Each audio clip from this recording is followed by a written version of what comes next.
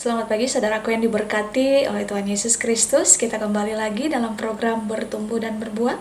Pagi ini mengawali setiap perjalanan kehidupan kita. Mari sama-sama kita akan dikuatkan oleh kebenaran firman Tuhan. Dan tema renungan di pagi ini yang saya bagikan, saya sampaikan buat saudara semua dengan tema Jangan Berhenti Berdoa.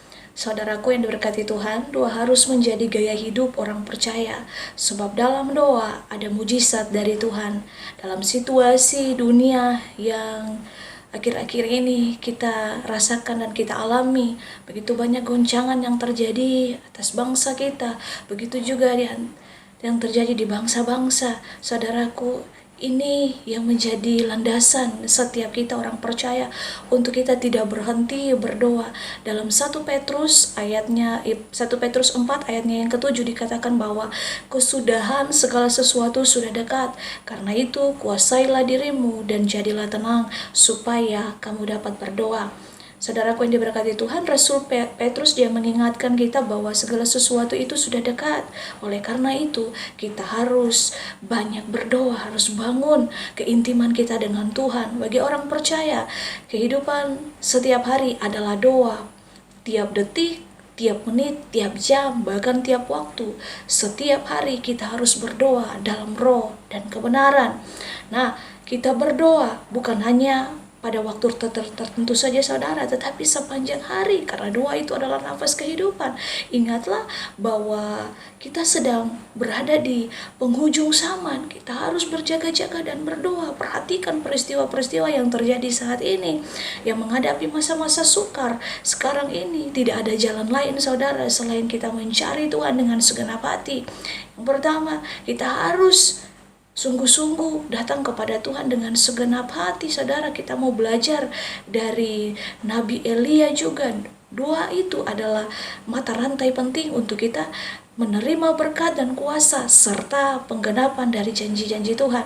Kita belajar dari Nabi Elia dalam 1 Raja-Raja 18 ayatnya yang ke-42 sampai ayatnya yang ke-45. Di situ dikatakan, lalu Ahab pergi untuk makan dan minum, tetapi Elia naik ke puncak Gunung Karmel, lalu ia membungkuk ke tanah dengan mukanya di antara kedua lututnya. Setelah itu ia berkata kepada bujangnya, naiklah ke atas, lihatlah ke arah laut. Bujang itu naik ke atas. Ia melihat dan berkata, tidak ada apa-apa. Kata Elia, pergilah sekali lagi. Demikianlah sampai 7 kali.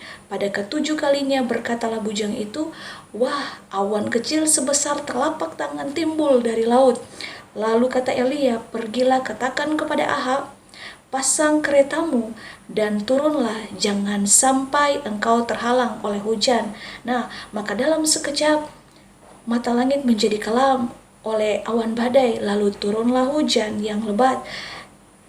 Ahab naik kereta lalu pergi ke Yezreel. Saudaraku, sudah berapa lama saudara bergumul dalam doa?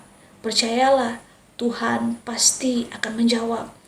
Mari kita mau seperti apa yang Elia lakukan. Saudara, dia punya iman yang sungguh kepada Tuhan. Dan seperti apa doa yang berkuasa adalah doa yang berkuasa itu. Seperti Nabi Elia yang mendapatkan yang dapat mempengaruhi cuaca. Doa yang berkuasa adalah doa Esther yang berpuasa selama 3 hari. Untuk apa? Menyelamatkan bangsanya. Doa yang berkuasa adalah doa yang membutuhkan ketekunan dan terus bertahan hingga sesuatu terjadi. Nah, salah satu kelemahan generasi zaman ini adalah tidak memiliki komitmen untuk apa? Untuk bertahan berdoa dalam jangka yang panjang, jangka waktu yang panjang.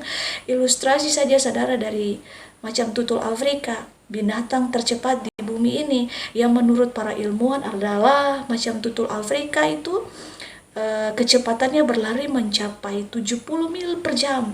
Namun ada satu kelemahan pada binatang ini, yaitu dia memiliki jantung yang kecil sehingga dia cepat lelah.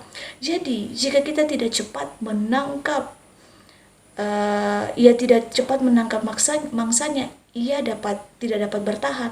Nah, hal ini juga menunjukkan bahwa macam tutul tidak memiliki kekuatan ketekunan. Nah, ilustrasi dari Raja Wali kita lihat, tetapi orang-orang yang menanti-nantikan Tuhan mendapatkan kekuatan baru. Mereka seumpama Raja Wali yang naik terbang dengan kekuatan sayapnya. Mereka berlari dan tidak menjadi lesu, mereka berjalan dan tidak menjadi lelah, dalam Yesaya pasalnya yang ke-40 ayat yang ke-31. Nah, Raja Wali ini dia menunjukkan kepada suatu karakter ilahi, di mana karakter yang kuat dalam setiap tantangan, apapun tantangan yang dihadapi. Nah, burung Raja Wali ini dia tidak menghindar bahaya, malah menyambut badai dengan sayapnya jauh lebih besar daripada tubuhnya. Ia memiliki aerodinamika yang paling sempurna. Oleh karena itu, Raja Wali memiliki stabilitas ketika sedang melayang-layang di udara dan tidak takut akan pergolakan arus udara yang tidak teratur. Nah, Raja Wali juga memiliki ketahanan dalam berdoa dan menantikan jawaban doa.